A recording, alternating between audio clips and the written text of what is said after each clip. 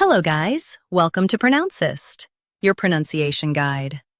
Today we will learn how to pronounce the word shown on the screen, acrimony. First, let's hear its American pronunciation, acrimony. Acrimony. Now, read the syllables of U.S. pronunciation shown on the screen naturally. Acrimony. Acrimony.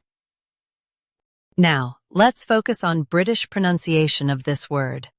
Acrimony. Acrimony. Now, read the syllables of British pronunciation shown on the screen naturally. Acrimony. Acrimony. US has mo.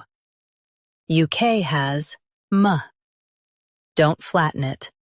Practice repeatedly and you'll soon be able to say this word perfectly. The best way to practice is to repeat the syllable multiple times. The meaning of the word is bitter criticism. Try repeating this word several times to improve your pronunciation. We post daily videos on useful and commonly mispronounced words to help you speak clearly and confidently. Like this video and subscribe to Pronouncist for more pronunciation guides. Thanks for watching us.